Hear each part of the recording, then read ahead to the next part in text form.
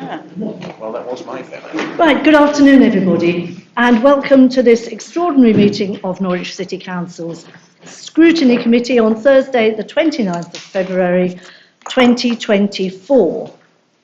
So, moving on to the agenda, are there any apologies please? No apologies. Item 2, any declarations of interest? No declarations of interest. Item 3, we'll move to the corporate plan. And can I ask Councillor Stonnard, who I now can't see, if he wanted to introduce it? No, he was here a minute ago. He's coming back in. Councillor Stonnard, we've just moved to item 3, the corporate plan. Well, you know, we aim to, yes, have opportunity for everyone to speak. Would you like to introduce the corporate plan, please? Thank you. I went to, I guess discovered that Councillor Hampton is away for a few days, so she sends her apologies. Oh, okay. So good afternoon to you all. We're here to receive your feedback on the drafts of our new corporate plan 2024-29, which presents a vision for Norwich to be a fair and thriving city full of ambition. Demonstrating that ambition for the city, we set out to do things differently by consulting more widely and thoroughly than ever before. We engaged and consulted widely across the city to develop a plan that responds to the challenges and aspirations of the people of Norwich. We spoke to our residents, partners, voluntary organisations, charities, businesses and creative and cultural representatives, as well as members and officers, to inspire the collaborative working we will need to deliver the plan. I'm most grateful to everyone who contributed and opened the door to the start of a new way of having conversations across the city and the co-designing solutions with our communities. It's vital to the future of the city that we have a plan in place that has truly listened and sets out the right goals that everyone involved can work towards together. People told us that they have great pride in Norwich, but there are also significant challenges to be addressed now and into the future. This feedback, combined with the wealth of information already held by the Council, has resulted in our community-led plan, We Are Norwich. The plan outlines our new priorities, explains why they've been chosen, and what future success will look like. Our next steps are to build on the plan with more detailed work, setting out exactly how we will deliver for the city and how the city can hold us to account through clear action plans and the new performance framework, and we will make sure we re-engage with all stakeholders as we do that work. We are clear that the ambitions for the city cannot be achieved in isolation, and where outcomes are not directly under our control, we will use our convening, influencing and advocacy powers to achieve change. We hope that the end result is a clear, relatable and accessible plan that everyone can see their challenges and hopes reflected in. We welcome your feedback, and with that I'm going to pass over to Nick Bodger, who is going to... Thanks, Mike. Thank you, Nick. Thank you. Good evening or good afternoon, everybody. I'm Nick Bodger. I'm the strategy manager here at the council. First slide, the title of the plan, We Are Norwich, a community-led plan for Norwich City Council. I think, as this PowerPoint I hope will demonstrate, it's the we, the us together, and the community that make this really a plan with a difference for Norwich. I'm going to spend the next few minutes walking you through the process we followed to develop the plan and what's in it. There's nothing here that's not included in the agenda pack under this item, with the following slides that I'm about to show, picking out a few headlines only. So, what did we set out to achieve when we started out on this plan? We wanted a plan that was people-led, that was designed to be accessible and easy to understand. We wanted one that delivers a vision and priorities that may be understood by all, and indeed easily remembered. We also wanted a plan that was flexible, allowing us to adapt our approach as things change, be that shifts in the way people work, harnessing the opportunities of emerging growth industries, responding to future crises, or adopting new technologies, amongst other things. We've put the people of Norwich front and centre of this new plan. That includes our workforce and our partners. So the plan reflects the concerns that they, and indeed you as members, have raised. Its contents are wholly developed from the priorities and challenges raised during the engagement process. It solicits an ongoing dialogue with communities and partners through co-design of solutions and iterative feedback. And it empowers our workforce to deliver against agreed priorities. Here on this slide, I won't go through it bit by bit, but is an overview of the consultation we've done, and you'll find this in your papers too. It's one of the biggest we as the Council have ever undertaken. The extent of the consultation and its predominance in informing the plan's content was purposeful and was driven by an ambition for the people of Norwich to engage with the plan and to shape the future of Norwich, to inspire collegiate and collaborative working so that, as the plan is realised, be that with partners, stakeholders and local communities, and through them shaping its development. And as previously mentioned, we wanted to develop a plan that our workforce understands and through which they feel empowered and enabled. Most activities listed in this slide are detailed on the next, excepting the public surveys, which numbered 3 on Get Talking Norwich. One was aimed at council staff, one was a public survey, and then there was an accompanying map-based survey. And the staff engagement, which also appears on this slide, included 3 focus groups with staff representing different teams and levels of seniority and tenure, 3 playback sessions with senior managers, and an all-colleague survey hosted on Get Talking Norwich and promoted throughout November last year. On this slide, there's more details of that consultation process. As described here, we did not require respondents to the engagement to provide details about themselves. That's best practice guidance and allows for franker and more meaningful discussion. But what we do know is that within the VCSE organisations represented, we can say that the experiences and needs of the following were represented: disabled people, women experiencing domestic violence, refugees, people experiencing housing vulnerability, young people, older people, people using food banks, and some faith groups. For our street engagement, respondents can generally be described as being more women than men and more older people, 40 plus, than younger people. This included, however, some sixth formers, university students, parents of young children, and pensioners, as well as many working age adults. Many of those consulted on street had some sort of physical or mental health condition. Fewer people had an identified disability. Some were experiencing insecure housing or were previously homeless. Most interviewees were of white British ethnicity, but people of Polish or other Eastern European backgrounds and those from African and Asian diaspora origins, including migrants and black British people, were also interviewed. In the main, people lived or worked in Norwich, with some commuting in from surrounding districts or counties.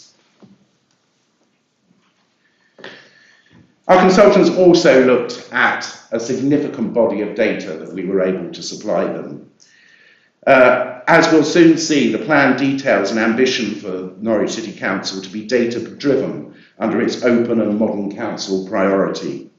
Anticipating this ambition, the independent engagement consultants also considered this information and incorporated it into feedback, so helping to shape the plan. And finally, as part of the analysis, part of our analysis of feedback, data and intelligence, we also included insights from our community conversations since 2022. Further and frequentative consultation exercises and iterative data sources, such as complaints data, for example, will continue to be used in the ongoing development of the plan and the business planning process that follows, and will inform decision making. So the draft plan itself, using the data and feedback collected and to ensure that we are clear about how we spend our time, effort and money, we have developed 5 priorities. Our priorities are chosen based on what the people of Norwich told us during the consultation. They also consider local, regional and national plans and strategies. As such, the plan is our most broad strategic document, with the priorities being top level. Under each priority, as detailed on this slide, sit a series of related goals, mainly listed here as outcomes. Within them are contained ambitions that may be within our direct delivery and ability to change. In some areas, however, we will need to use our ability to lead, influence and work in partnership with others in order to try and drive the right outcomes for the city. The 5th priority within the plan is an open and modern council, and that priority underpins the 4 that I've mentioned previously. Becoming a model council, one that is responsive to what matters to our city and an enabler for progress, inclusion and sustainability, will be based on developing a rich and ongoing conversation between the council and residents. This conversation will flow into and underpin all our priorities. A city council where the people of Norwich shape our services. We will use data to design and deliver services that are high quality, value for money, accessible and responsive to the needs of our residents. To be this kind of council, we will need to create the right structures, invest in our people, provide fulfilling careers and equip our people with the skills, tools and workplace they need to provide truly 21st century services for Norwich. We will consider equality in all that we do so that we can grow the diversity of our workforce to better reflect the city. Above all, we will work with and for Norwich. This is captured in a few guiding principles that will inform everything that we do. They underpin all our priorities and are central to the way we must work to get the best outcomes for the city. They are to be unashamedly ambitious for Norwich, to do the basics well on the services we provide, to listen to the city, to work in partnership, to focus on the climate in all that we do, to put equality and inclusion front and centre of all our thinking, and to use evidence to inform the services we provide. Next steps. The business plan and accompanying performance framework will bring clarity to service areas to enable work and resource planning. They will support our aim to manage budgets against corporate priorities, and they will allow sufficient flexibility for the council to influence and or adjust plans throughout the period, if required by external change or other circumstances. The business plan and performance framework will also represent an important step in our desire to develop the way in which the council works. They will ensure service areas are working together more effectively to deliver for the city, and that we are listening to the people of Norwich, responding dynamically to what they are telling us. That concludes this presentation. Thank you for listening. Thank you very much for that. Thank you.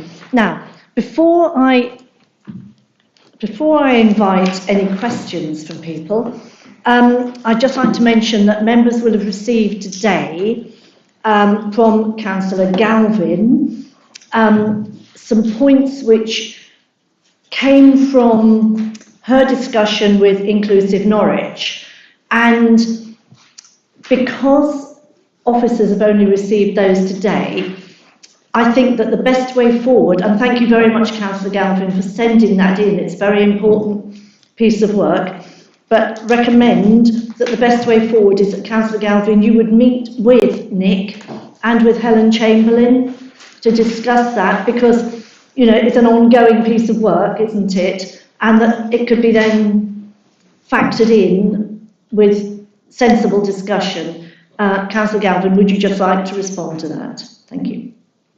Thank you. Yeah, thank you to Ms. Norwich.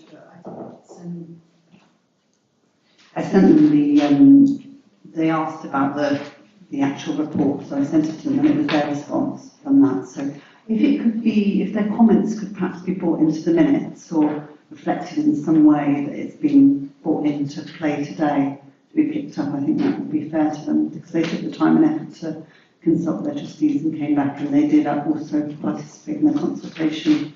I just want to make sure that their input at this stage is captured properly. But thank you very much for the offer of a meeting, and I'll take that back to them and copy you in. I'm not sure that their actual report can go into the minutes, but the fact that you're going to meet with Nick and Helen would be what would go into the minutes, and then presumably there would be feedback from your meeting, which can then be as an addendum, as it were, to what we send forward to Cabinet or to wherever it's going to go. I mean, it's probably won't happen in Cabinet is next week, isn't it? I'm not sure it can actually go into the minutes. Hello, does that work? To say that throughout the committee journey, we very much expect this to be an ongoing and iterative process, and we will obviously be developing the plan as that happens. Also, to say that Councillor Stomach has also reached out to Inclusive Norwich for a conversation as well. So that is actually on the cards and happening at the moment. As we develop also, let's not forget that there's the business planning aspects of this, in which we will be able more fully to incorporate ideas and to really shape the work that we do in response to comments like that, which we welcome very much. So look forward to speaking to you, Councillor Galvin, and we'll take that forward from there. I'd like to move forward now, please, with questions on Nick's report. I can see Councillor Osborne, is yours a question on the... Yes. So Councillor Osborne, followed by Councillor Davis, followed by Councillor Carrington. I'll just go around the line here and then back to you, Councillor Galvin. So we'll begin with Councillor Osborne, please. Thank you. So one of the standout figures from the report here for me was the Norwich is 294 out of 324 for social mobility across local authorities, so in bottom 10%. Also, that would have been an issue that was reflected in the previous corporate plan, which had 5 aims on diverse and safe city, sustainable and healthy city, a successful city, inclusive economy, which residents have equal opportunity to flourish, and Norwich City Council is in good shape to serve the city, which seems to be very similar aims to the ones that I in the new version of the complete framed. My question on that is, how have you done sort of an analysis on how the performance indicators of the previous corporate plan were met, and where there were shortcomings, where we did well, and how that's been built into this iteration of the corporate plan?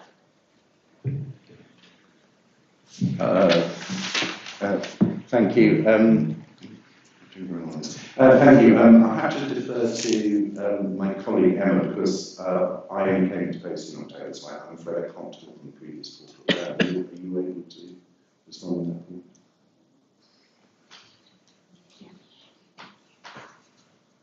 Thank you, Chair. Thank you. Thank you, Councillor Osborne.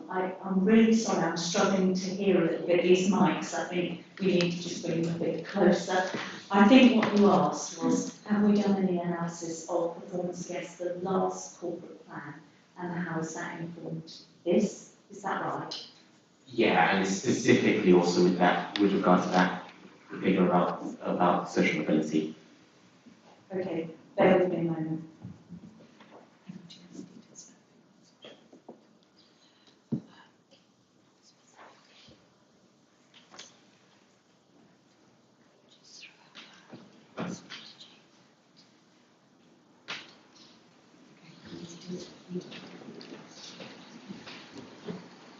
Would it be helpful if we came back to that question in a few minutes? Would that? Yes, bear with us, Councillor Ackroyd. As you know, we've got a couple of people who are poorly today. I know. And so Emma and I are picking some stuff up that perhaps would have been much easier for them to answer. Yes, leave that one with us. Yeah. Go to the next We'll come back in a few minutes. Councillor Osborne, I'm just going to move on to Councillor Davis, if that's all right now. Thank you. Thank you, Chair. So this is about page 60, paragraph 31, consultation fatigue. Given the focus on priority groups identified in the Council's new equality, diversity and inclusion strategy, how is the Council ensure the voices of the most marginalised or underrepresented communities were not only heard but actively influenced in the plan's priorities, especially taking into account the consultation fatigue amongst young people? So it says on page 61, these are the paragraph 34, the data from the City Vision Youth Conference in May 2018, which I was at, and the City Vision Youth Survey undertaken in the same year. This is additional data. And it also says that that a representative of MAP was consulted as part of the individual stakeholder interviews, and the priorities expressed by young people during the consultation have been incorporated. So I want to know if any young people actually spoke directly to the consultants, or whether their versions were based on just a representative of MAP and data that was pre-COVID. Thanks.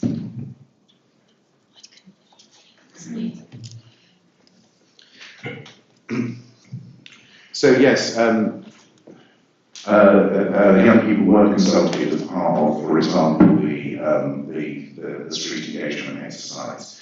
But in terms of the specifics that you're talking about with Matt, we were told by Matt that their views were unlikely to change, and that we should take on board those views from that specific piece of research that was undertaken. I'll just come back to the consultation fatigue, because I think this is an important thing. I think the consultation fatigue relates entirely to the fact that people have felt that they have been consulted a number of times about different things, and they have seen no action play out against what they have been consulted upon. What we hope to do with this corporate plan, as I say, it's a journey, it's an iterative journey, and we will be co-designing solutions with communities that are specific to localities and specific to communities themselves. And we will be working with our partners to shape those the best way that we can. What we hope is by involving those communities, and that includes young people, by involving those communities, what we will be able to do is excite a greater interest in the process of actually engaging with us, because they will start to see real action and actually start to see that their voice counts. And that, I think, is a really important thing that we managed to do throughout the development of this plan, and as I keep calling it, an iterative process as we go forward. Thanks, Nick. Thank you very much. Councillor Carrington. Thank you. First of all, thank you for a very interesting report and presentation. I would like to know if anyone's able to speak about what potentially the challenges might be of setting out a plan for what is a significant length of time, and also potentially what might lead to further reviews.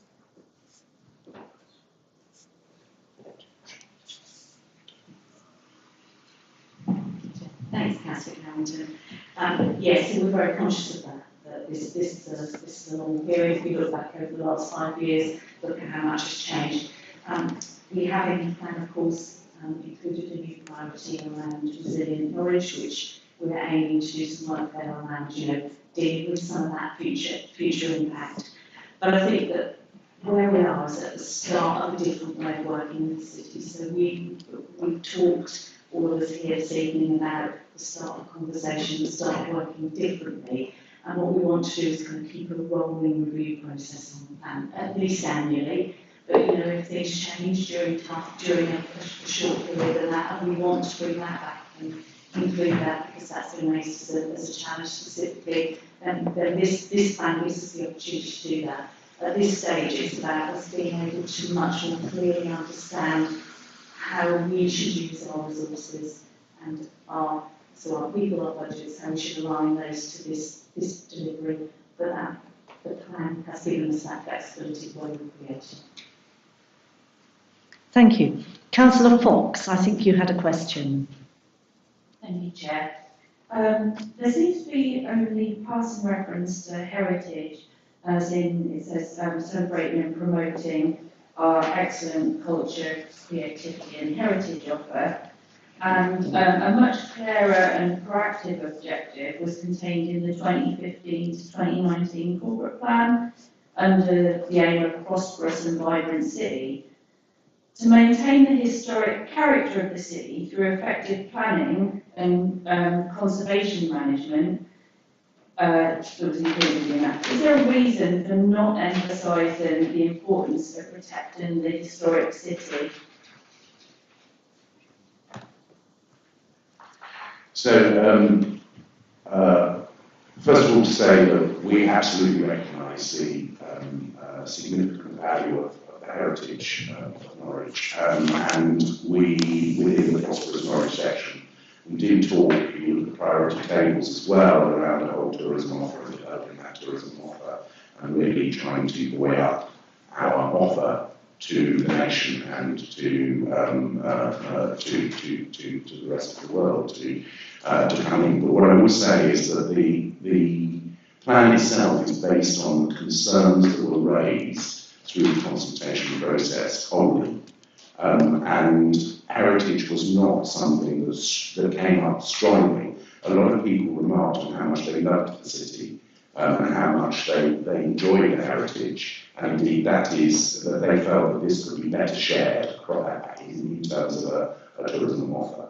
But otherwise, that was not raised. Lou, I don't know if you want to add to that. Thank you. A couple of other things, Councillor Fox.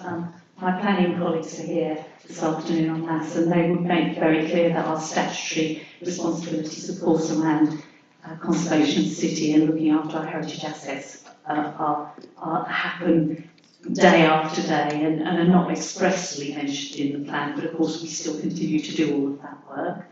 And the other thing is that the way that we're approaching the plan this year is that we will carry on in the second phase to do this really detailed piece of business planning work, and we're going to re-engage, involve people from partners and other stakeholders across the city, and it may well be that detail that you talked about in the previous plan comes out there and we get that kind of embedded in that business plan to take forward. So the detail almost comes next. Thank you. Thank you. Thank you very much. Councillor Champion, I think you were next. Thank you, Chair, and thank you for the report. It's very interesting. If I can just make a comment, drawing on Councillor Dace's question. We refer to young people as the city's future workers, parents and leaders, and that it's important to consider their views. I would highlight that possibly that we should consider their views just in light of them being residents of the city, that to contextualise young people in some, what they're going to be in the future, that possibly diminishes who they are right now. And so, just as a comment on the wording of that, if that's. I completely take that on board. It's my wording. I apologise, and yes, I agree with you entirely. So yeah, just as a comment, it's not, it's just having worked with young people, I think it's quite an easy thing to do. And then furthermore, there doesn't seem to be any specific mention of higher education establishments in our focus section. Although the section, what might success look like, it refers to greater retention of graduate entrepreneurs. Given their importance to Norwich, would it be an idea to flag them up? Bearing in mind that we've got, my figures might not be exact, but we've got like 20,000 students in the city, which represents 10% of our population. And so it seems a very significant number. Yeah, very good comment. We'll take that on board. Thank you. Thank you. Thank you very much. Councillor Padder, did you have your hand up originally? Yes, thank you.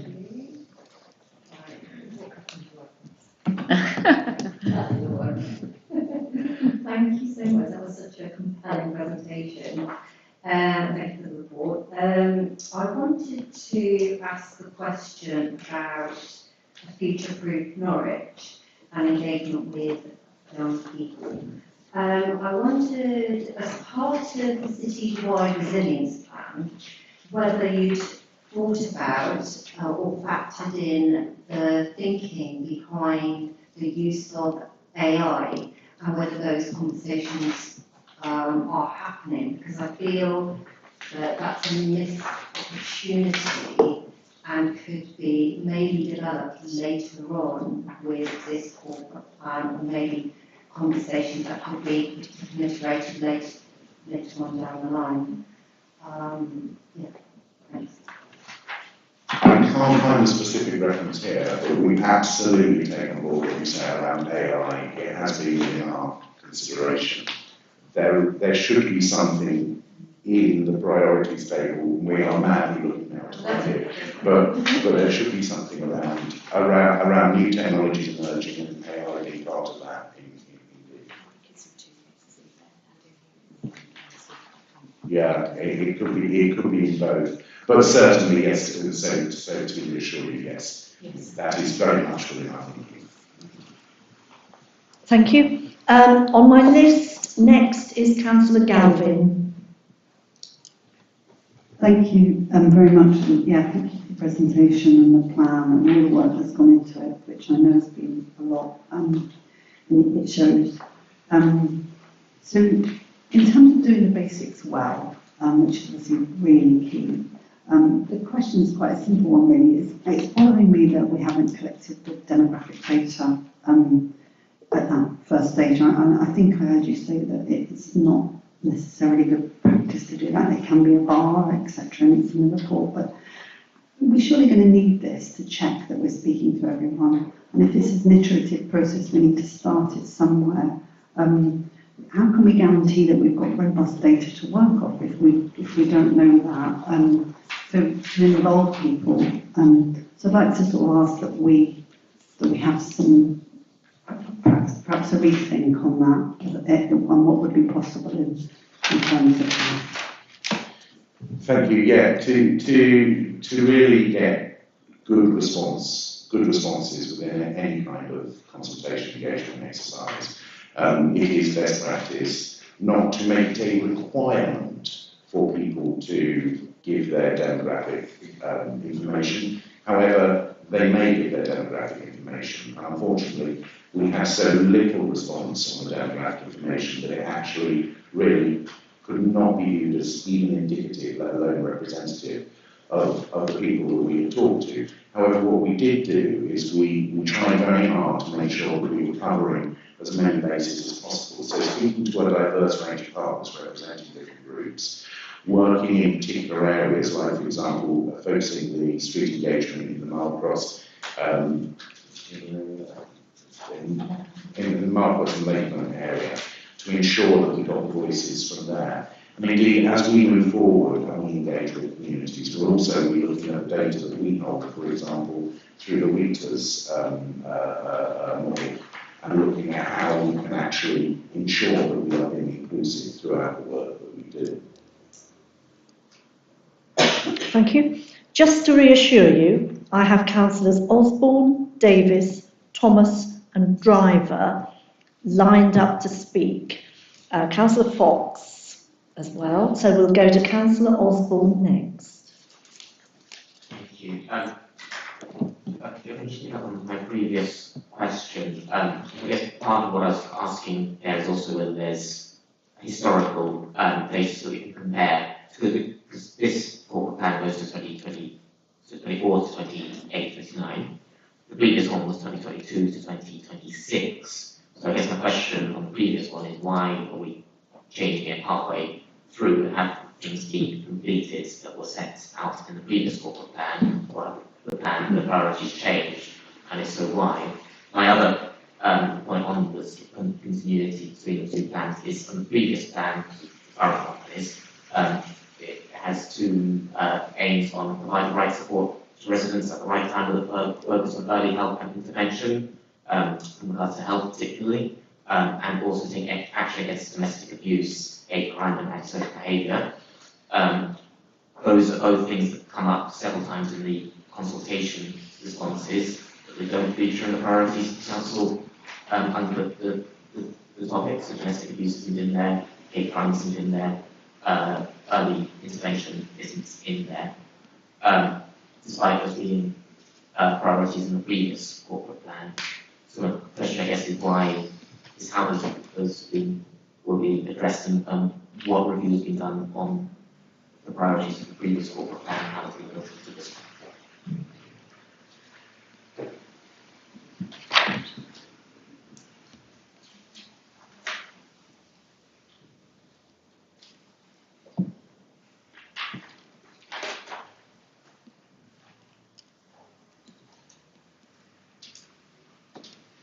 So we're going to tackle your question in chunks, Councillor Swan. I think the first part of it is why a new corporate plan now? Why a new corporate plan now, and what's been done on the previous corporate plan? How successful is the previous corporate plan that still has technical to be strong?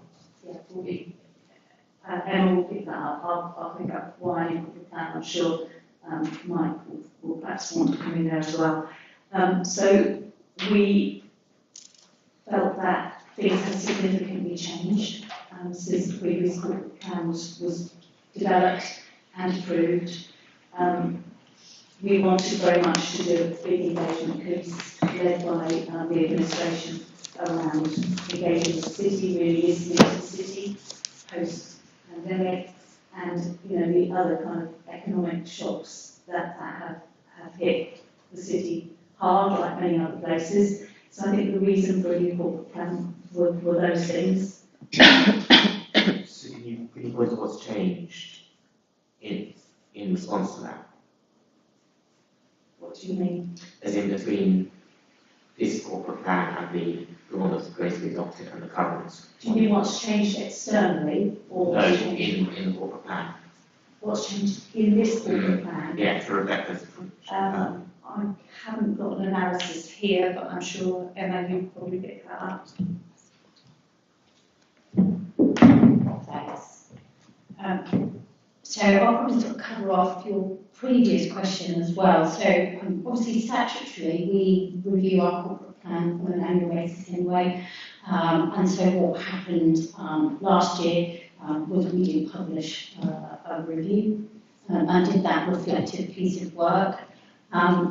That has happened as part and parcel of the development of this new corporate plan. So whilst there hasn't been an impact analysis published, as Nick highlighted in his presentation, there is a wealth of existing data that we have, particularly around the deprivation, the social mobility, educational attainment, low incomes, all of those things that are important factors to that agenda.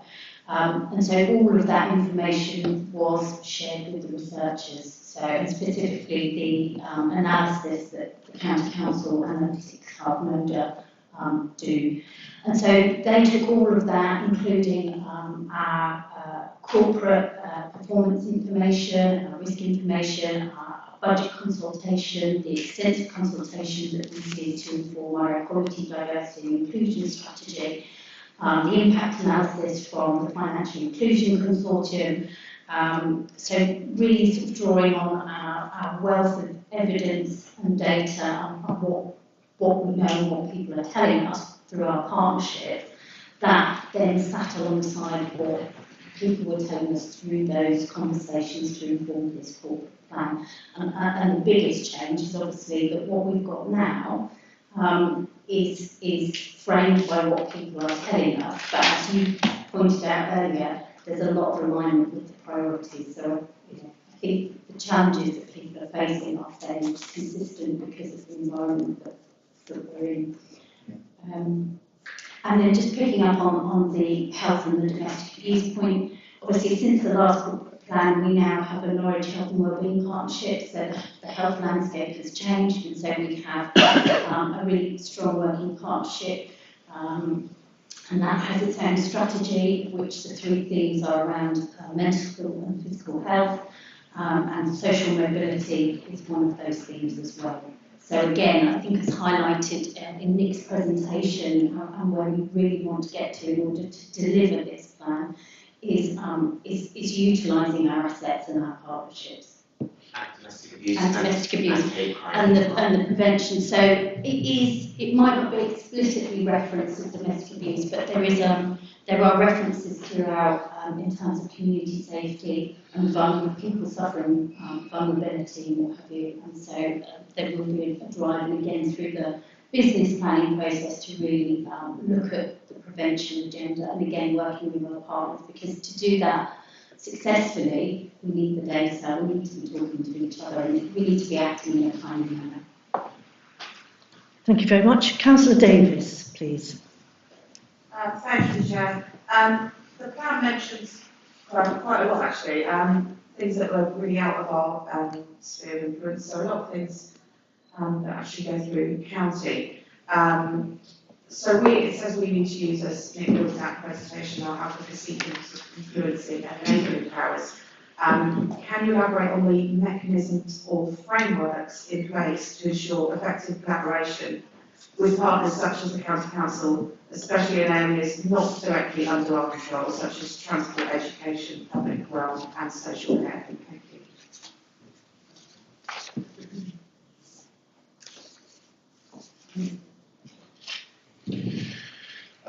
Thank you, Councillor Davies. As I say, the plan seeks to respond to the concerns raised by the people of Norwich, and this includes issues such as transport, education and healthcare. And through our networks, we and our influencing powers, etc., we intend to address that. Some of the networks we might use are, for example, the City Vision partnership, which we are engaging with at the moment, and taking the plan forward through them. The Norwich Health and Wellbeing Partnership has already been mentioned. The Financial Inclusion Consortium that we have. And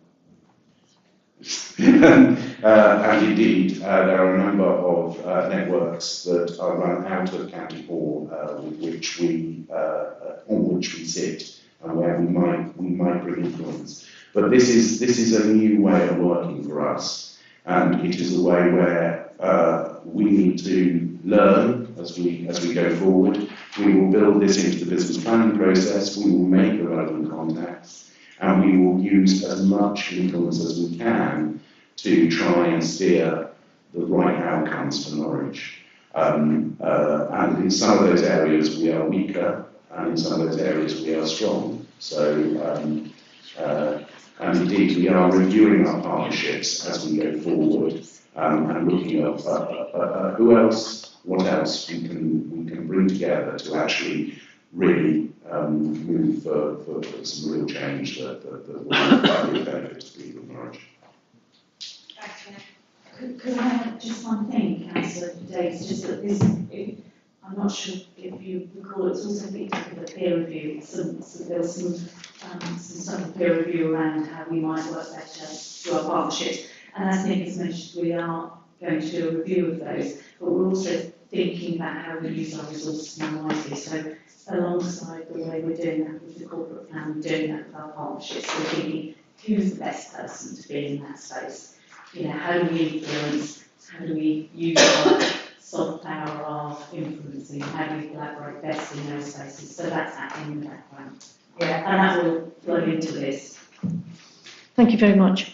I've got 3 more councillors down to speak. I know that other people are going to want to ask a question. Following these 3 that I've got, Councillor Thomas, Driver and Fox, I'm then going to open it to anybody else who's not asked a question, and then we'll take it from there, when we'll probably suggest that any other questions go in writing, and that we start to think about recommendations. But I'll go to you first, Councillor Thomas.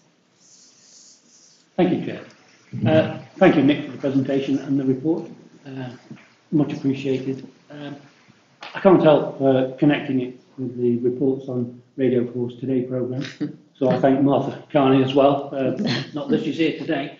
But she looked at various industries, and I do appreciate consultation, and it's vitally important. But I wonder the limitations of that when we're talking about entrepreneurship, AI. There are things going on there I can't even begin to think of, or that I would be consulted on and be able to understand in terms of a more prosperous Norwich, and reconciling that with the number of people we've got in the city with low or no qualifications at all. How do we actually reconcile those two areas?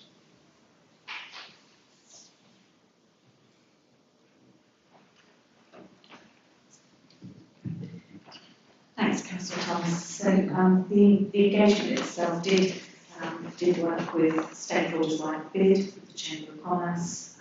We held a round table event here in City Hall where a number of partners joined us, and some of those things that you've mentioned there around prosperous Norwich were very much top of the agenda there. We have recognised in the plan that we need to work across those partnerships and some of the higher education organisations that have been referred to earlier, to just to do exactly what you said, to reconcile, what the city needs and how that's going to come through in the future. Thank you. Thank you very much. Councillor Driver. Yeah, a couple of questions if I may. One, this is still a course I'm not somebody if we manage to get everything done in this report. I think the report was excellent. I think it's just what we think of Norwich, what people told me about what's happening in Norwich, what they've got done. Can you tell me where your starting point's going to be? I mean, there's a lot of things to do in this report. Can you tell me what we're going to do in the first year, how much it's going to cost per year? I know you might not be able to tell me that. Where you're going to get the money from all the bits. And my other question is, did we look about the employment, about keeping employers in the city? Like, we have lost major employees in the city, lots of big employees. When I left school, we either left and we went to work for Norwich Union or worked for Coles. Worcester was Thompson and Coles has gone. People took Norwich Union, it's a bit harder to get a job. But you talk about Van Eddington's, and you talk about the engineering ones down the railway station, and you talk about people who work at the old railway station, which isn't there no more. But you talk about insurance companies that are close up on City Road or Queen's Road, which is now going to be pulled down and built into probably student blocks or that time. So, a bit like, did you engage about bringing new big companies to Norwich, and where would you put them? Right, so I'll take the first bit of that question first, and then I might defer to the second one. So where are we going to start? Yeah, it's a huge list. We're going to start with the business planning process. We are going to look at what is, we hope that most of this is achievable, but we're going to look at, costs. We're going to work through our partners. We're going to look at how we can get added value through partners to actually deliver. Some of this may be delivered by our partners. Some of this may be delivered through our influencing and our advocacy.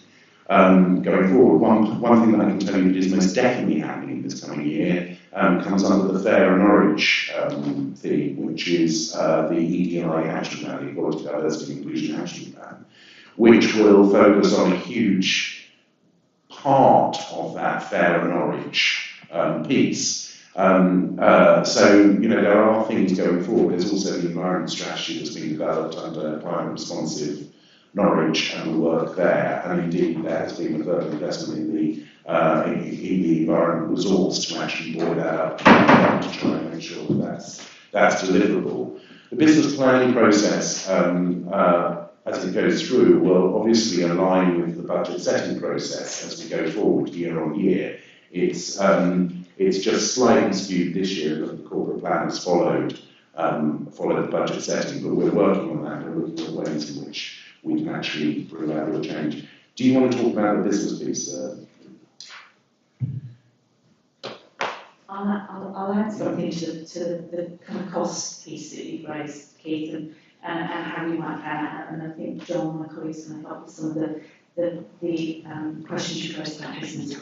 So one of our really clear ambitions when we set out to do this was to not only talk to the city to shape our priorities, but the plan from the council's perspective was to support it to align people and budgets to the right things, so that we're really clear about that we're all facing the right way, that everybody knows what their job is, what their contribution to the plan is, and we can see that all the way through, from the plan down to people's individual one-to-ones, their own objectives, and that we wanted to make sure that we use this as an opportunity, develop a business plan, be really clear about all the actions we're going to undertake, and at what point this plan period we're going to do it. And there'll be lots of conversations about that, about what big priorities are, what we need to do first, what things we need to kind of space over a period of time, and that we then really wisely align our budgets and our people, our most important resource, to the delivery of those actions. How do we know it's working? So alongside that, we're going to develop a new performance framework that the city and you can hold us and partners to account for delivery. So we're going to develop that alongside and make sure that we measure the right things. We're really clear about what we all see, all of us around this table, and the city as success, what that looks like, and that we get the measures right so that we can map our progress along the way through the plan. Thank you very much. Councillor Fox. Now, I'll just John's going to tell me about all business. Apologies. Thank you. Yeah, I mean, just on that, I mean, as members will know, we're very shortly to formally adopt a Greater Norwich local plan, which identifies not just housing sites, but also sites suitable for future employment use. And that's a key part of the local plan, is to bring growth to Norwich. And of course, it identifies sites not just within the City Council's boundaries, but also beyond. With regard with regard to sites within the city boundaries, of course, the major site which you mentioned was the former Coleman's site, which of course on that part of the wider East Norwich identifies proposals or future proposals, both through the master plan of not just the creation of 3,500 homes, but also 4,200 jobs. And of course, what we were working on with the landowners and also other public sector agencies is how we can take that forward and deliver it over the next 10 to 15 years. In the meantime, on terms of some of the council's smaller sites, and of course we have later on today discussing the council's development pipeline, but we have council's own sites, which again are identified not just for housing or future housing use, but also for creating units for future employment purposes. Thank you. Councillor Fox, one question, please. Thank you. It will be just one. Thank you. Yeah, I wanted to refer to the part where it says about the net zero 2045 target, and if I understand it, that there may be a chance that council homes aren't included in that. And bearing in mind that we know that insulation is a great way to combat fuel poverty, and we know that from sort of 2035 gas prices, there's going to be a hike in gas prices because of residual charges. They're going to be higher. So if we don't get our council houses onto other energy sources such as heat pumps, and if we don't get our council houses really well insulated, Norwich people are going to be facing big hikes in their bills. Do we have resource to ensure that we're going to have net zero council houses before 2045? Thanks, Councillor Fox. You'll know that we have resources set aside in the Housing Revenue Account Business Plan to undertake big programmes of retrofitting and installation works through our capital programmes. So we have that money set aside. We've been clear in the plan that our ambition is to do that as soon as is possible, so to accelerate that as much as we can. But we know that there are lots of challenges to that in terms of the supply chain and in terms of skills and expertise. I think that will come through as a very strong priority when we're business planning. I think that will come through in that way. I think you're right to flag it and highlight it. I'm expecting that to be one of the things that we focus on first as part of that consultation around business planning. Thank you. Thank you. Councillor Prinsley. Thank you very much for presenting your plan. Thank you for presenting the plan. So, if you look at the bottom of page 5 of 124, it gives 5 themes. And I would have thought that if you went to any other city in the country, they would probably have come up with the same themes or very similar themes. So my question to you is, from this report, which has obviously taken a great deal of effort and probably quite a lot of expense, what have you learned which has really surprised you? And what have you really changed as a result of this enormous effort? Thank you.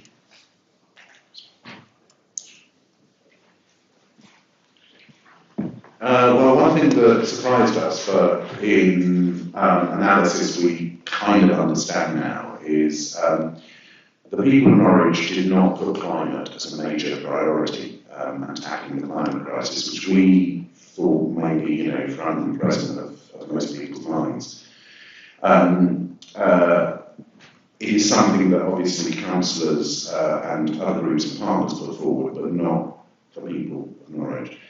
And so we were surprised by that, but then when we actually analysed it, obviously people are most significantly concerned with their immediate situation, and the cost of living crisis is causing some very significant pressures on people, and that's where their concern is, or lack of education, etc. So that was certainly one surprise that we came up with. I'm just trying to think if were there any others.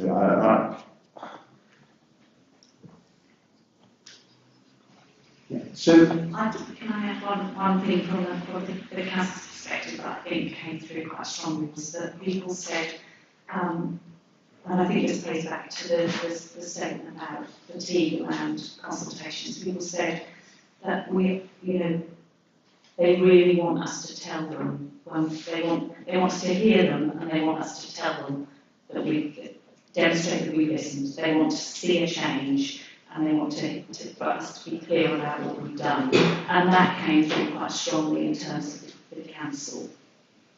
So would you say that was what you learned from this consultation? It made it clearer for me. I think that I knew that. And then Emma will have some examples. Well, I think the overriding thing that came through was people love Norwich. So I'm not sure it's about what we've necessarily learned. I think it's about what the process has reinforced about what we thought in terms of the challenges that people are facing, but also what they love about Norwich. But I think that the biggest takeaway for me is the fact that they really want to work with us to make Norwich as good as it can be. So sort of my final point is that if we're going to have an exercise such as this huge, elaborate and extensive exercise, we need to be clear in our minds that as a result of the exercise, something very significant is going to change. And that we're not just indulging in a process that we think we ought to. And that's my point. Just to add to what I said before, and hopefully in response to what you just said, is that one of the things we wanted the research company to do was make it very clear to the people that they were speaking to that our door was open and that we are listening. So this is very much the beginning of an ongoing conversation, as opposed to an elaborate piece of engagement that has a beginning and an end. Thank you. Thank you. Now, can I just ask if there is any other councillor who's not yet had the opportunity to ask a question? Yes, Councillor Thomas, thank you. Thank you. Thank you for the presentation so far. I have a question actually, talking about the consultation process and how it can be sometimes difficult to get the public to respond, and I understand that we use as many different streams and ways and means of doing that as possible.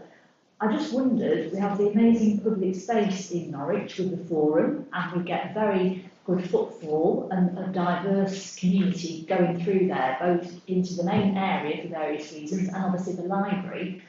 My question is, do we use that venue as an added stream of collecting and speaking to the public, and another way of getting their views for consultation purposes? So specifically in relation to this piece of work, some of the on-the-street engagement was at the forum. So I think the researchers spent 2 half days on different days in that area of the city to make sure that they were capturing maximum footfall that you've referenced. In terms of other consultations, what we try and do again is through sort of Norwich area partners is to almost piggyback on events that are already happening in the forum. Obviously, as you said, it's a great space. There's a lot of stuff that happens in there, whether it's sort of caring, jobs fairs. We had a science festival last week, which we were at. So we do look for opportunities in the city centre and out in our communities to have those conversations and utilise them to inform consultation. Okay, thank you. It is perhaps worth just adding to that that a lot of the communities that we spoke to don't actually come into the centre of Norwich on a regular basis, and certainly felt that they were excluded by a focus on the centre, and so that's why it was very important for us to go out and around communities as well as the forum and other places within the city centre. Thank you very much. Now, I am aware that there are more people who want to ask questions. I'm going to suggest that other questions maybe could be put in writing to you, because my question to members of the committee is, are there recommendations that you want to make at this point to go forward to Cabinet or wherever? Because I think we should go to recommendations now. So if you could just indicate if you have recommendations. So I've got Councillors Galvin, Osborne, Davis. For a start. Thank you. Councillor Galvin. Yeah, I think this might have been covered, but I think we should go back to all the groups consulted and share the draft with them now, before Cabinet actually. Because they were consulted and then it goes through our process, gets adopted by Cabinet, that we need to walk it like we talk it. If we are working with people to build this, which is what I've heard very clearly as the main new thrust of this, is people-led, then we have to let it be people-led. And people have come to me and said they participated in the things, but they haven't seen it. And we're discussing it now. So I think we should go back before Cabinet and share with them and get some input. That would be a recommendation. So we write that. Are people happy for that to be the first recommendation, and is that feasible? Because we've got a week to do that. We've got Friday, Monday and Tuesday, really. Thank you. So I hear Councillor Gavin, I absolutely take that on board. I guess we front-ended this, we did this the other way, we did that engagement and consultation to feed into creating a plan. We were planning to email out the draft to all of those people who've been involved. And because this is an iterative process in terms of the business planning piece, we were then planning to kind of include any further feedback in the business planning process. So, yes, Councillor Gavin. That changes the recommendation a bit then, that business planning process. So to do that, but also could we Scrutiny be involved in that business planning process then? So it's very important. Yes, when that business plan is, yes. Right, thank you for that. So that's our first recommendation. Councillor Osborne. Thanks. Yeah, a couple of things. Firstly, I've had reference throughout to sort of being data-led and so on. It would be helpful, I realise that this, it's too late to do this for the cabinet report next week, but in the iterative future work to have some of that. We can't hear you. Shall I just shout it out? Can you speak actually into your microphone? Just bring your microphone further forward. Is that better? Oh, yeah. Stop shouting. So oh god, that's really loud now. Be loud.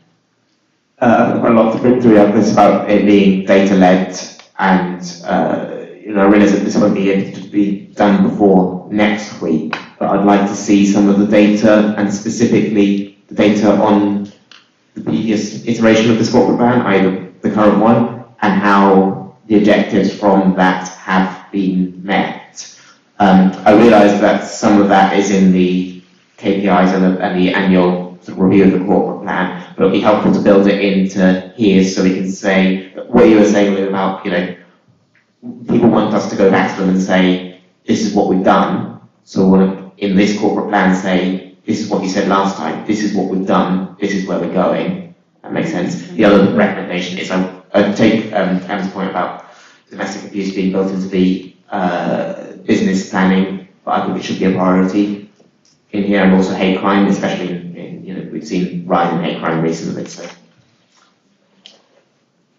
Thank you. Would you like to respond to that? I just wonder on the achievement against the previous corporate plan. I wonder if we could build that into the next bit of the process. We did the review last year on the previous corporate plan, so we did that annual review in the summer. So we would be due another one 12 months later.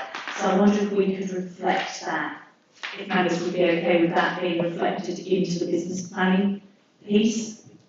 Yeah, I guess, so for example, like with that thing about 294 out of 324 for social mobility, how has that changed? How have the indicators within that changed? And that should enable us to see what went well in the corporate plan previously and where we need to improve and how that's then reflected in this. I think that would be the place for us to pick that up if that's acceptable. Right, thank you for that. Thank you. Councillor Davis, you have a recommendation, followed by Councillor Driver. Thank you, Chair. Yes, just coming back to what Nick said about how the climate wasn't one of the priorities. I would suggest that probably wasn't one of the priorities because not enough young people actually participated in the consultation. So I would like to make the recommendation that actually schools are consulted as well, because if we're just talking to people on the street and Matt is saying, actually, take it from 2018 because our young people have done too many consultations for you, then take it to schools, and I would suggest primary schools and high schools in the area. Thanks. Councillor Driver, your recommendation. My recommendation is a bit weird, really. I want to see all these bits and pieces you've got here and working together. Can someone put them in who will be working with?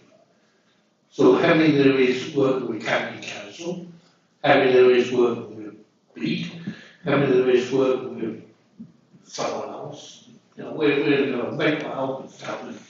What officers? County council. How many officers? No. Right. How many Organisations are you talking about? I mean, how we work with the Norwich Health Authority, and which ones would we be working on? And then perhaps you could tell me in a year's time if these are working in each group. If not, we're just going to leave some behind in 3 or 4 years' time, and then the corporate plan and they all get lost.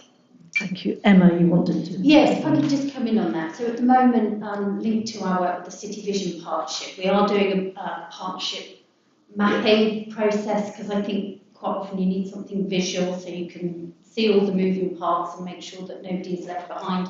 But alongside that, we are also reviewing, and again, we'd like to come to members, and I think we've discussed this before actually, Councillor Osborne and Councillor Gowan, around our State of Norwich, which is our current sort of dashboard for how well the city is performing. And so we'll also want to do that in partnership with the City Vision members to try and revamp that so it's accurately telling us the story of Norwich. So again, within that, we'll look to include and make sure that we are listening to and getting the voices of people, for example, with lived experiences and communities, and people that are representing those people as well, such that it sort of goes all the way through to the partnerships and back down again. This is on a risk register, red. Sorry. It's a red on a risk register for what could happen. The ball collapsed and didn't work out. Is what red on the risk register? Well, we have got a risk register, yeah. What colour is this? Corporate plan. Yeah. We delivery corporate plan isn't red on this register. No. It's monitored through a different process. We would put. So you think it's guaranteed to work and it's not red? I think we'll have a plan behind this that will set out clearly how we're going to deliver it and when we're going to deliver different elements of it. And that will then be monitored and reported to members through different forums. Okay. No? What you said? Yeah, thank you. Councillor Padder. Oh, sorry, Councillor Stoller. Just, if I've understood, maybe I can help. I think there's a difference between the rating we give to the delivery of the plan, actually producing and having a plan, on one hand, and then assessing the risk of the delivery of the elements in it. I think they're two different things. Does that help? Yeah. Thank you. Councillor Padder. I'll go to Councillor Padder, if I may, Councillor Driver, and then I'll come back. Thank you. So I'm trying to figure out whether recommendations, are you planning on building them in the next few days before your deadline next week? So the recommendations from here will go to Cabinet. Oh, it'll go to Cabinet. Yeah, yes. They'll go forward to Cabinet and Cabinet will get to decide and we'll get an outcome hopefully. Okay. Thank you. I'll leave it. Yes, thank you. So, sorry if I interrupted and you didn't get an opportunity to say what you wanted to say. Fine, thank you. Councillor Champion, I think you may have had a recommendation. Thank you. It's in relation to an open and modern council and the idea that in the consultation we saw citizens raise concern about leaving people behind who are not digitally connected. And in the outcomes, when we're looking at the, what that might look like for this, it talks about more people accessing digital services, and yet in the consultation people were concerned about the fact that we're leaving people behind. And so what this might look like, this idea of the open council doesn't seem to address that. And so I would like to recommend that possibly we also ensure that we are, not just more people accessing digital services, but we're ensuring that we are allowing access to services of people who maybe haven't got digital access, knowledge, or resource. Thank you for that. Councillor Galvin, I think you have another recommendation. Yes, you might be able to help me formulate this as a recommendation, but I'm really concerned to make sure that we have robust data going forward, how we guarantee that. I know it's an iterative journey, I know we're going to look at the readers and that we weren't able to collect that data this time on who we talk to, but I think we're not doing our jobs if we don't say that has to be included going forward. So I understand we're talking to people, but we couldn't quite pin down who we were talking to completely this time, but we need to do that if we're going forward. So it's how to formulate a recommendation that will look at that to make sure that as we go forward, when we consult, we'll know who we've consulted so that we know who we actually have to make extra efforts to talk to because we haven't spoken to them. So if you can formulate that into the right recommendation that's doable. Councillor Stoddard. I mean, what I've heard today and on previous occasions from Nick is that we're following best practice, and that there is a risk that if we do try and collect the data more robustly that you're asking for, we will deter people from taking part in consultations. So we can have really, really robust data on a very small number of consultees, and there's a tension between the two. So I think just voting to act against best practice isn't maybe the best way. I think it might be, the recommendation maybe ought to be that we explore ways of improving the data, but without deterring people from taking part. I think that's really, really important. Would you like to speak next? Councillor Galdrin does have something to add, but I wasn't sure if you'd got something first. It's on this recommendation. So I'd like to see the actual best practice that says that. If that is the case, it's not been my understanding that you leave those equalities of data out or don't include them. But you might have a way of formulating it to encompass that. Yeah. I think we can come up with a recommendation that we can work on that does make sure that we have a focus on gathering the right data and that we use that to inform how we go forward. And I agree with you about readers. We are thinking about how we launch those in a way that gives us the opportunity to capture that data in the right way. So I think we can work up a recommendation together that will do that. Councillor Gavin. Thank you very much. Now, it looks to me as though we may have two more recommendations. Councillor Osborne, did you have another recommendation? No, I was just going to say that I'm noticing that this is something we come back to in lots of scrutiny meetings, is this point about consultation and relatedly the data that we get from consultations and how we use them. So the point of the scrutiny committee, that I think we should put that on the work programme for next year. I think we probably have already said that, but it's good to repeat that. Councillor Fox, did you have another recommendation? Yeah, it's kind of building on what Councillor Champion was saying about the openness. I wondered if we could add a section about the council creating more job posts directly involved with the community, and about like offering more face-to-face appointments at City Hall. That would be a wish, wouldn't it? That would be a wish list, on the wish list, I think. Yes, but we can certainly put that forward as a recommendation. So according to me, we probably now have about 7 recommendations. I don't know whether we need to go through them or whether people are happy that, you know, they've heard them. I'm happy I've got them unless anyone wants to go through them.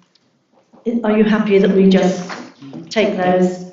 Thank you very much. So we come to the end of that item on the agenda. Can I just thank Nick and Emma and everybody who's come along, and, you know, excellent presentation and a lot of questions and recommendations going forward. So really worthwhile. Thank you very much. Thank you.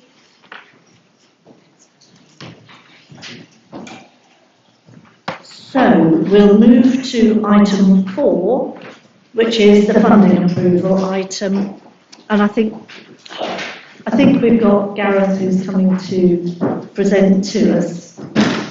Thank you very much.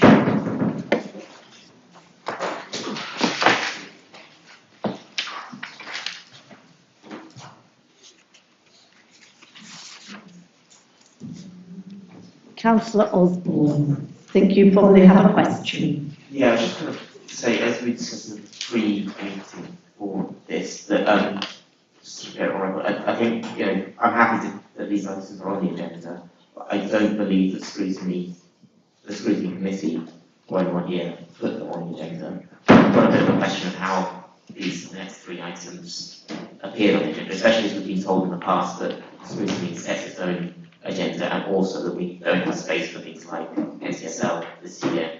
Obviously, the corporate plan's been delayed several times. We don't have space for Love Norwich stuff, for the communication and consultation items. So, for a question of how is it? Yeah. So whoops, sorry, my microphone is bizarre. I'll ask Samira, please, who will take us through the rationale. Yes, you're right. It is the scrutiny who best decides as to what sorry, is the mic working? No working again. It is the scrutiny's role to decide what item goes on the agenda, but the next few items are crucial in terms of the scrutiny process. You need to have an overview of what's actually the council deciding on. So it's going through to yourselves for a review and recommendation to cabinet and then council. Hopefully that's all. But going forward, we can put it on the forward plan, which I don't know, do you have a forward plan here? But we can work towards for future, for next civic year, we can actually incorporate that in advance, so the whole committee knows what's coming out on a committee by committee basis. Thank you very much. And I hope that's helpful to everyone who had concerns about why it was there, why they were there. Thank you ever so much, Gareth, for your forthcoming presentation. So, this paper came out for a series of net zero sustainable opportunities made available to the council recently. Due to the time of the elections, it was necessary to request delegation officers and the lead member. These mics are dreadful. I should note that while I'm presenting it, the council environment strategy manager, we've had a service and 40 folk taken ill. As I was heavily involved, I cannot answer the majority of the questions, but I'm not an energy or net zero expert, and therefore I'll be referring to Mark Simmons where appropriate. But we will take away any item of technical nature which we can't answer immediately, and answer those questions whilst time around. So, there are three items. The first request relates to social housing decarbonisation funding. The council has applied, but is yet to hear back from DESNES. If the council is successful, it wants to move ahead quickly with the works in a timely manner. That's why the delegation is so important during PERDA, or the product relays significantly. This requires budgetary approval, which is part of why it came from here, slightly limited sum of money increases housing HRA dollars. However, as within the HRA business plan itself, insulation, solar PV, or broadly speaking, streams part of the overarching strategy. If no one uses net zero vehicles, in fact, party prudent to do so, bring it forward early. If we can apply for grants, get funding, let's go for it. The second item is solar panel project, which takes place in Riverside Leisure Centre. We were very lucky to, not as lucky, it's a question of who applied for it, very professionally.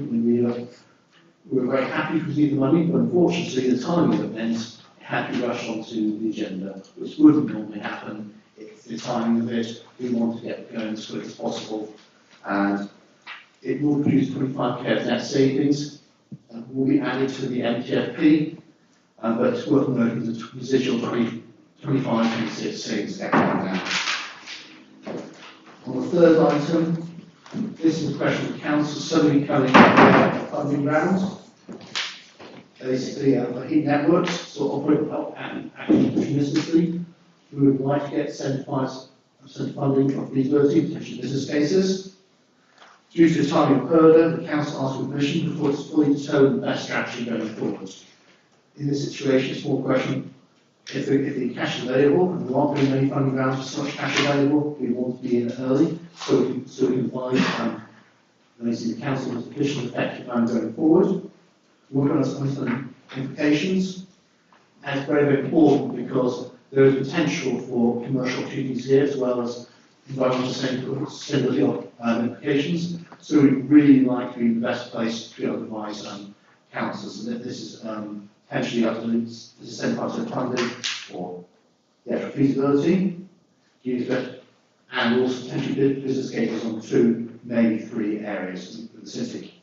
And to be clear, 2 areas, big areas of the city. One was situated on the southwest, which is basically around Hospital Business Park, UEA, and the other one is from the centre, moving towards the station. Ultimately, the council got strong focus on stability, and with the core plan coming today, in many ways, this is an opportunity. Council direction of travel on this matter was fairly clear. We were going to be targeting these things, and the council would know to be acting opportunistically to obtain their situation in regard to net zero. It does obviously align with climate responsive priority, but that's why the council is so proactive and opportunistic seeking out those opportunities for funding wherever it can, because we believe whether you think commercially or you think within the kind of responsive Norwich, these are 3 very clear areas that the council will benefit. And so, I'd like to see any questions. Right. Does anybody? Yes. People do have lots of questions. We'll start with you, Councillor Driver. Can you just keep your hands up, the rest of you, please, so that I actually write your names down? Just thank you. You begin, Councillor Driver. Thank you for the report. I think that a lot of work could happen, I hope it will happen. I'm just wondering about, this will take 2 years to implement and or where you say, if you stand by the house, I would save money straight away. I'll heat bills, electricity, and my car emissions would be a lot better. But what about the people who could be at the end of the plan? Is there any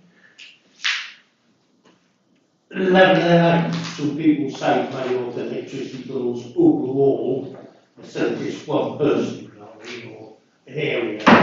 So it depends what areas do. I mean, you've already done some areas, or Hartfield and stuff like that, and they are saving money, goes to the street to save money on their energy bills and stuff.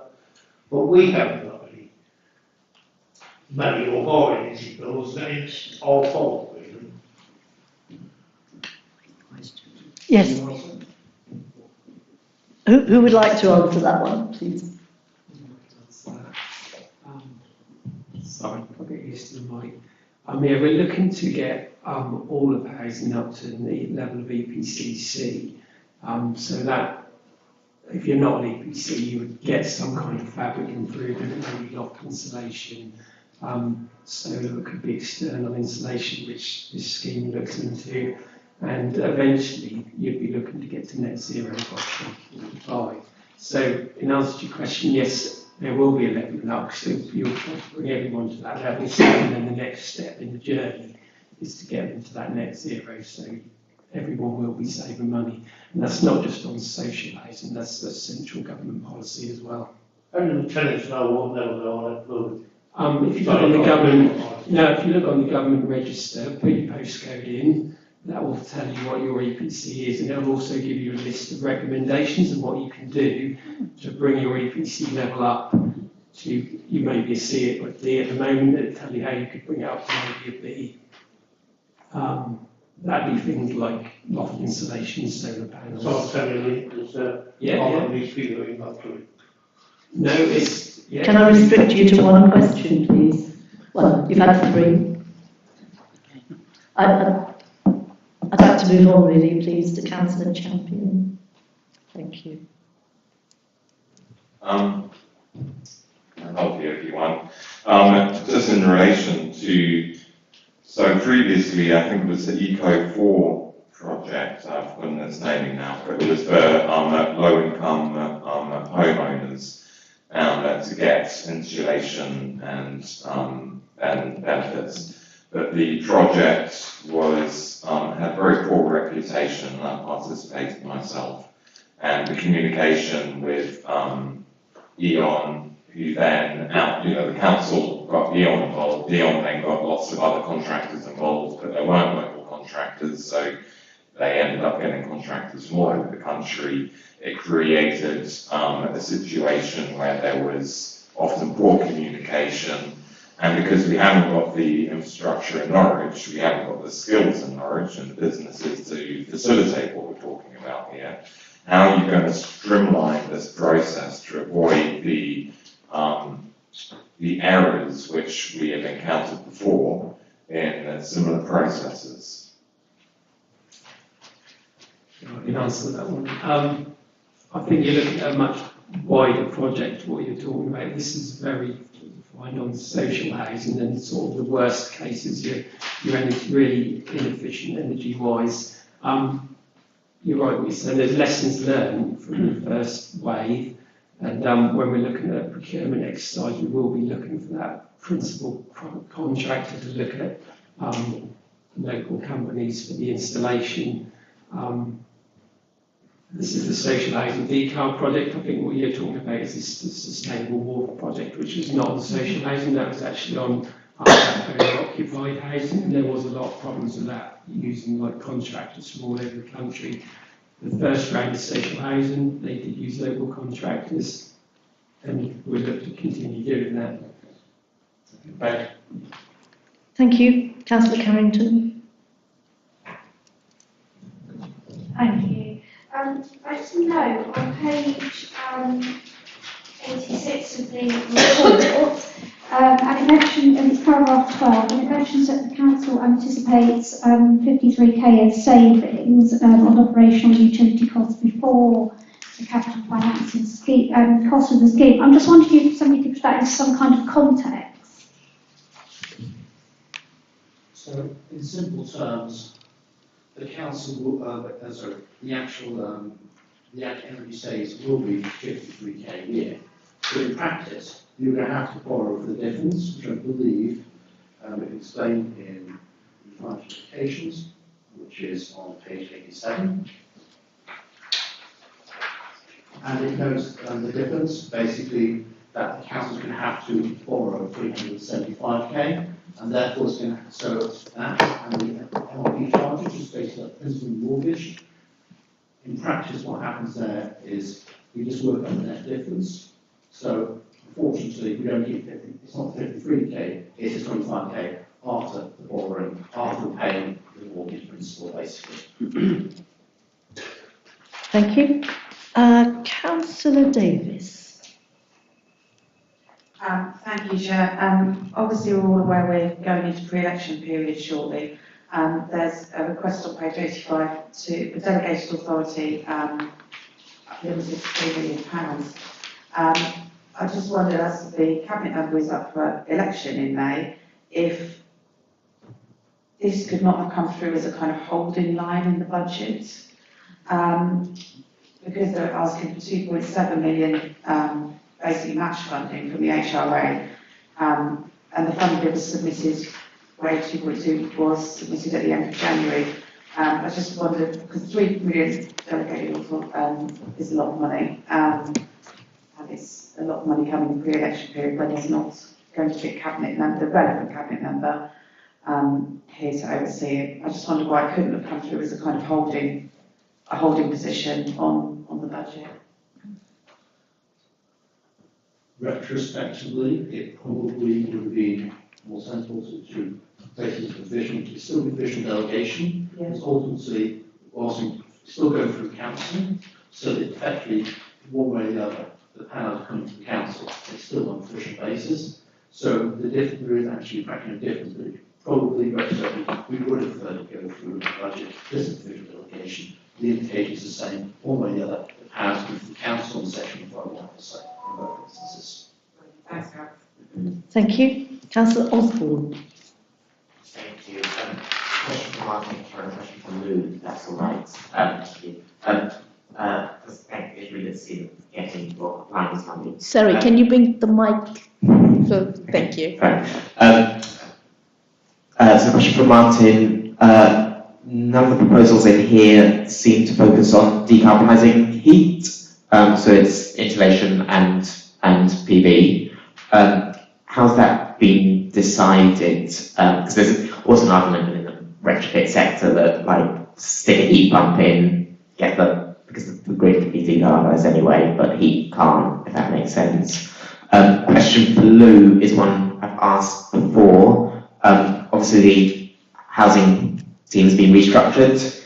Is there capacity now within the housing team to take lead on some of the retrofitting work? With this grant funding, we're doing 260 odd houses, but to do all 14,000 in the next 20 years, we'd have to do about 700 a year, so 3 times as fast as this. So some of this will have to be done through housing as well as through Martin and Phil and the environment team. Who'd like to go first? Yes, I think that some of the funding that we've put into the new budget plan, of course, will enable us to do that. So we'll be looking at that and utilising that funding. Thank you. I'm just wondering if there are any recommendations following on from the report that we've had, or if I've stopped you speaking. Have I? Did anybody else want to speak in answer to Councillor Osborne's question? Question around the heating and why we haven't concentrated on that. It's quite simple. The price of electricity and gas, there's that gap there. If we put a heat pump on someone's house with no insulation, their bills are going to go up, so we have to insulate it first. Yep. Thank you. Are there any recommendations following on from questions or hearing the report? No? In which case, thank you. Thank you very much for the presentation and report and questions. And we will move to item 5. Thank you. And Councillor Kendrick, did you want to introduce item 5? Well, I bring out to do so. I very much support the philosophy behind the proposals. Obviously, we have market to deal with the... Sorry, Councillor Kendrick, could you just bring the mic closer? Thank you. I'll just say a few words at this moment, then I'll let Mark introduce the paper. I personally very much support the philosophy behind this. Obviously, managing our assets is important to us. Our financial security as a local council, so this is a very important matter. I'm very glad to bring to the solution committee and hear your views on this issue involved. Thank you. So, Mark, would you like to present the report, please?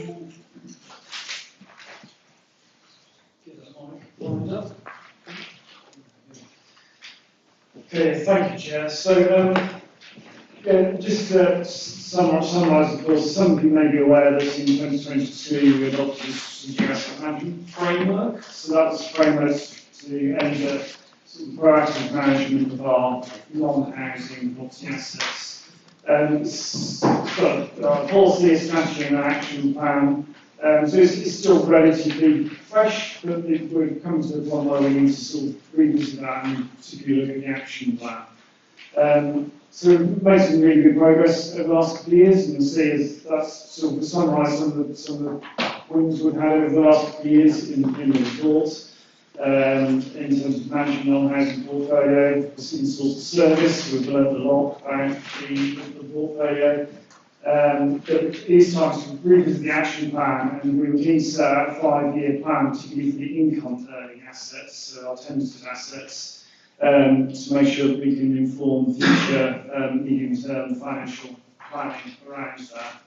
And we also want to, the idea of being a data-driven council, we want to make sure that we've got clear data on assets so we can invest appropriately, and for the assets that we aim to retain in the future, that we have a clear plan for those assets and we are investing appropriately into them. So, in order to help us along the way, we've brought in Jones Lang & Sells, sort of a multinational surveying firm, and they've taken a look at the portfolio. There's a summary of their sort of findings is outlined in the report. In terms of the income portfolio, about 80% of our income comes from sort of 20%, 23% of the assets, to be more precise. So we've got a large number of assets that bring in a relatively small amount of income. So they've also got fairly substantial capital liabilities, and they're fairly time consuming in terms of management. So one of their recommendations was to gradually look at reducing the number of assets to a smaller number of manageable assets, and also that would help us to focus our investment in a small number of income and assets that we aim to retain, and ensure that we've got a sustainable revenue stream into the future. So just on practical terms, to drive that forward, what we're looking to do here is replace the action plans by the strategic asset management framework. Our view is that the policy and strategy are still pretty robust and in a good place, but we want to start updating the action plan. Essentially, that's sort of some of those we've had over the last couple of years since insourcing the service. We are seeking a small number of assets that we're seeking disposal of in next year, in year one, and they're listed in paragraph 3, page 2 of the exempt appendix. So we just sort of highlight that any discussion on specific assets, these specific assets listed in the exempt appendix don't need to be as part of the exempt part of the report. Any questions on those? In terms of governance, to drive this forward, we're looking at introducing a new asset and development board. This is to monitor delivery of the new action plan, as well as the development pipeline, which is the next item on the agenda. We're also looking to make sure that we can report to you on progress with 6-monthly updates, and the aim would be to come back in 12 months' time considering the future phases of disposal work in terms of these sort of smaller assets. In terms of finances, there's a summary in the table, but we're looking at sort of bringing in some capital receipts, which about 3.34 million is estimated, that will reduce our capital liability by 1.8 million. And also there will be a reduction in income, but this can largely be recovered by sort of lower risk investments through treasury management or paying down debts. So that's sort of broadly a summary of what we're looking to do, and this is just aimed at sort of continuing our proactive management of the non-housing portfolio. So the recommendations are as outlined in the report. Thank you.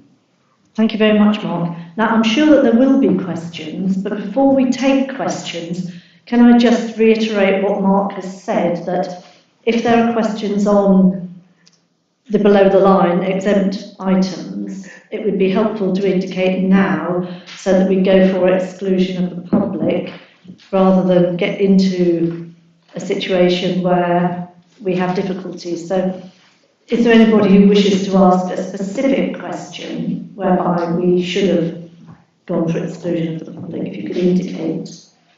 Right, so in that case, if everybody's happy, we will. Jamie. I think some people might have questions that are public, that can be asked in public. Should we do those first and then?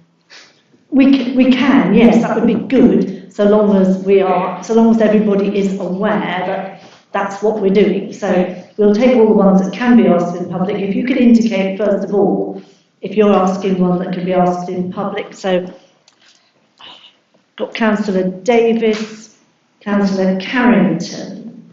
Start with you, Councillor Davis, please.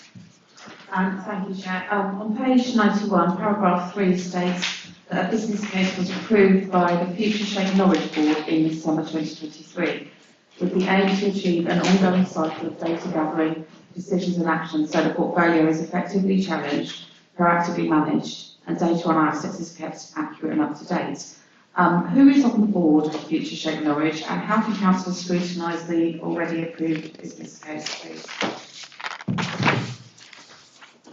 Thank you. So the Future Shape Norwich Board is essentially the executive leadership team, so Chief Exec and the executive directors. And that business case was aimed at really driving us to this point where we have a plan in place.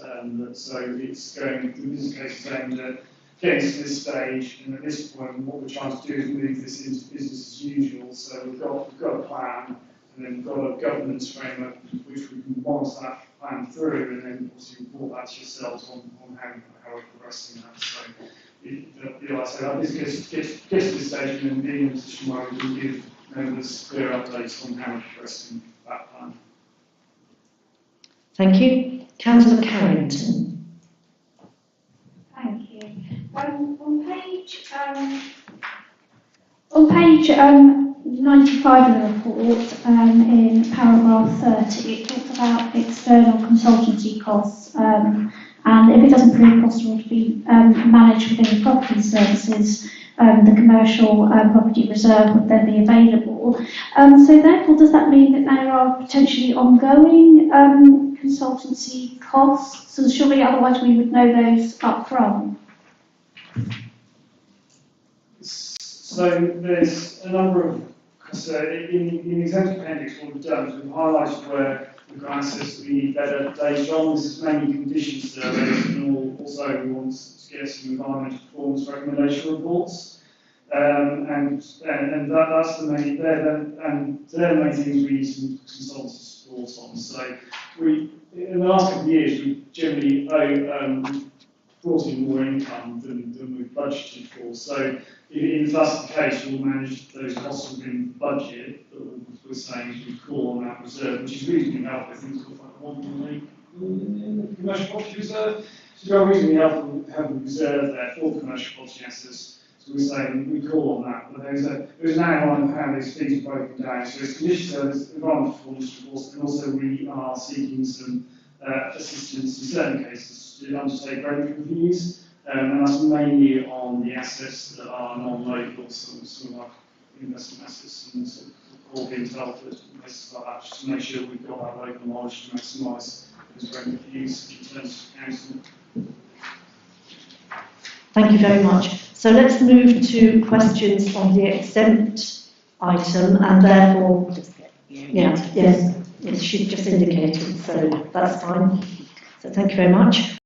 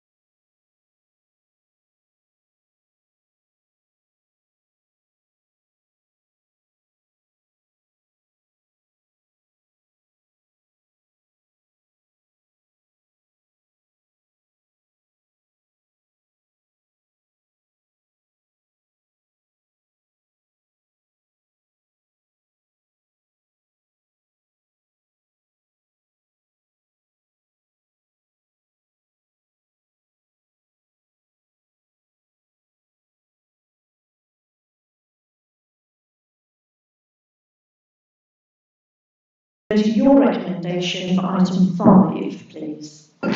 Yes, thank you, Chair. I'd just like to recommend that councillors have access to the minutes of the meeting where the business case was set up, because throughout these papers and our budget papers, we're always asked to take into account the work of Future Shape Norwich, but we don't know what the work of Future Shape Norwich is.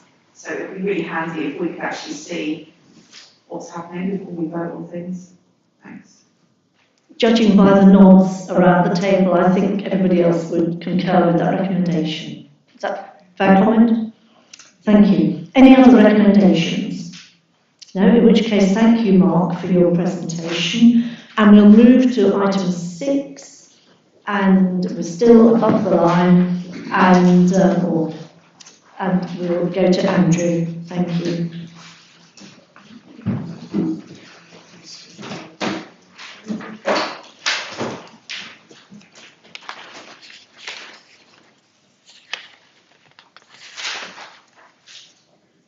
So I should say that item 6 is the development side pipeline.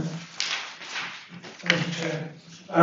So just by way of introduction, members will remember that the development pipeline came through Cabinet in December 2022, with a recommendation that further work was carried out.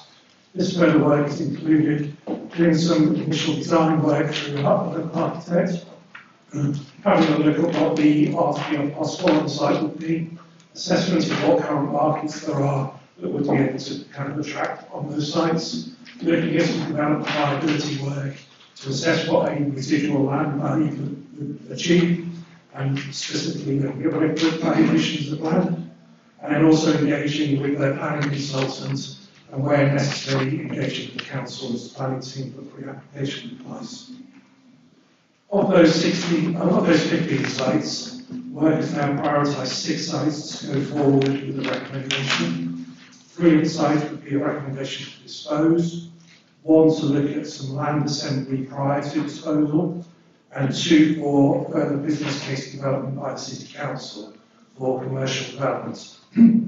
There's a slight clarification to the paper where these initial 6 sites could deliver between 333 homes and 542 homes, along with 70,000 square foot of light industrial development. We're seeking delegated authority for these sites in order to be able to drive them forward over the next 3 months, specifically the ones where we're looking for a potential disposal. Disposal options could be that we would seek marketing on the open market to see what we can attract, or it could be working in partnership with Live Homes to see if there's interest there. The remaining 9 sites are not part of the recommendation to dispose, but will be subject to further feasibility work or work to see what the art of the possible is before decisions will be brought back to Cabinet on the future use. This may result in them not being taken further, seeking authority to dispose, or seeking authority to develop ourselves. To aid this feasibility work, we are seeking some additional funding to the capital programme, and there'll be a paper coming to full council with this recommendation. And that is 0.3 million for feasibility funding for 2 commercial developments, 0.25 million for design feasibility and construction works for further sites, in order to be able to enhance that asset value before consideration around disposal. In addition to the original 15 sites, there's a recommendation around 2 further linked matters. One is to seek £35,000 for further feasibility works relating to another site that will form part of a wider regeneration opportunity, and a second additional one, which is seeking authority to dispose of land to Live Homes for the developments that they've recently secured planning permission for. Again, just to remind members that if there's site-specific questions, then we'll take those as part of an exempt part of the agenda. Happy to take your questions. Thank you very much. So we'll go to any questions on item 6 rather than exempt item 10. Has anybody got any above the line questions? No, in which case, Councillor Osborne, I think you've got a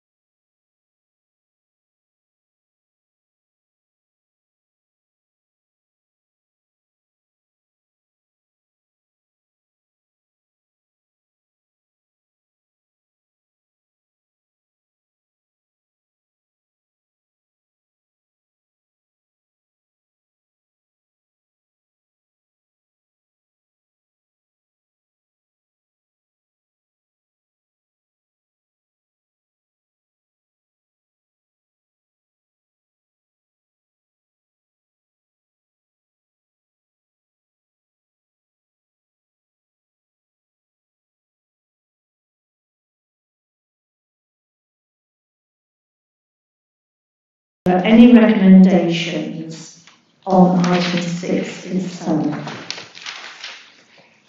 No? Thank you very much, and thank you, Andrew and Mark, again, for your presentations. Thank you.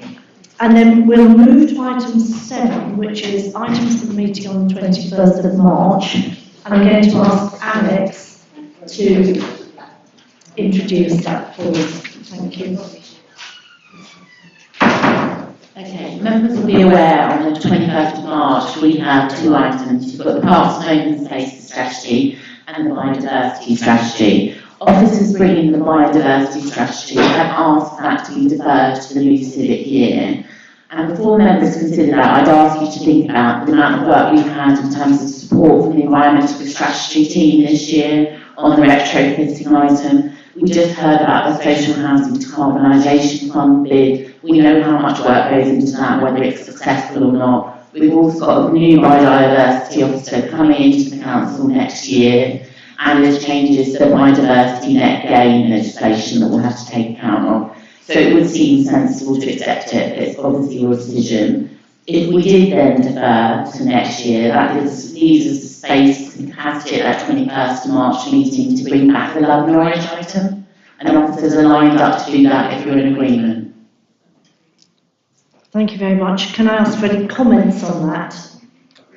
Are people happy to accept that? Thank you. That's That'd be wonderful. lovely. Thank you very much. And officers will be happy with that. Yeah, thank you. I think that brings us to the end of the meeting. Not bad. In which case, thank you very much, everybody, for good questions. Thank you very much to officers for being here, to Cabinet, and I declare the meeting finished.